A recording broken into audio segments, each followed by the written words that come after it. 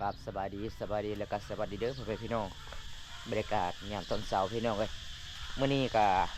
เป็นมือวันข่าวดีพี่น้องเป็นมือวันงานแต่งงานเขตชนบทชนเผ่าบรูเด้มื้อนี้ก็บำตากับบุญยังสิพาพี่พาน้องหาเบิ่งน้องชมกันนั่นล่ะพี่น้องเป็นงานแต่งงานเขตชนบทของชนเผ่าบรูก็คือเจ้าสาวก็เป็นหมู่บ้านของบอมตาเด้แต่ส่วนเจ้าบ่าวก็จะเป็นบรู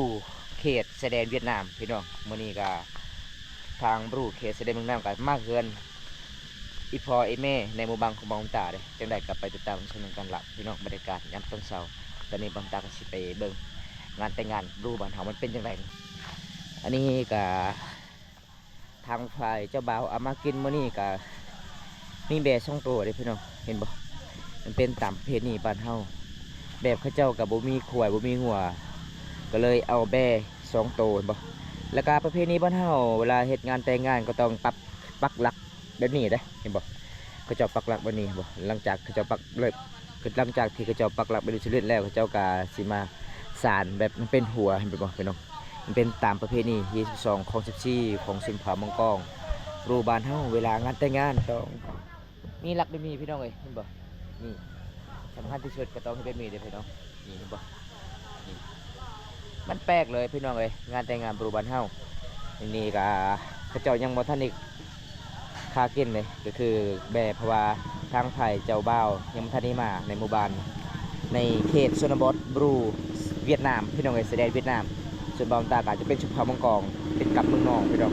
บรรยากาศมื้อนี้ก็เฮือนเรื่องนี้ล่ะพี่น้องเจ้าสิมาจัดงานแต่งงานได้อันนี้นี่เฮือนเรื่องนี้พี่น้องได้ก็ไปติดตามชมกันครับพี่น้องบรรยากาศมื้อนี้ก็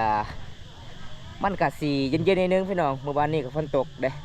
ฝนตกห้ำวันนี้พี่น้องก็เลยมื้อนี้ก็อากาศก็เย็นพี่น้องพายุเข้า2 วันในหมู่บ้านบองตาพี่น้องอันนี้บรรยากาศก็สู่ถนนดำเด้เป็นเฮือนหลังนี้ล่ะพี่น้องที่เจ้าก็สิมาจัดงานแต่งงานมื้อนี้พี่น้องสาบานมาหลายอยู่ได้พี่น้อง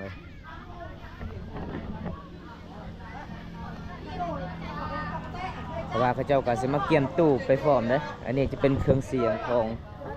ของบรูบ้านเฮากับเครื่องเสียงเล็กๆน้อยๆล่ะพี่น้องก็ประมาณสมีพี่น้องเลยเพราะว่าหลังจากที่ฝ่ายเจ้าบ่าวมาก็เจ้าก็สิฟ้อนลำวงเด้มันเป็นตามประเพณีพี่น้อง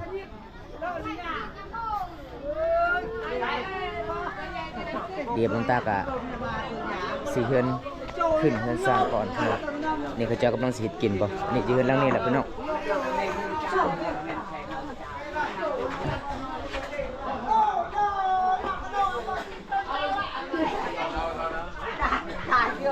นี่พี่น้องเฮือนหลังนี้แหละพี่น้องเพราะว่าบางตากะสิไปให้เขาเจ้าเงิน50 กีบพี่น้องเล็กน้อยช่วยกันอะไรเอ็นด้วยเอาไปสวยเราเรื่องนี้หลับพี่น้องแบบงานแต่งงานนะแต่สุภาพบุรุษรูปบ้านเฮาก็ต้องมีเหล้าเด้พี่น้องมีเหล้าไปก่อนเด้หลังจากที่เบียร์กับส่วนน้อยพี่น้องส่วนแรกก็เจ้าก็มีเหล้าเขตรูปบ้านเฮาเด้แล้วก็ตอนนี้ก็ทางไฟเรือนหลังนี้ก็เจ้าก็สิมาเกี่ยมไว้พี่น้อง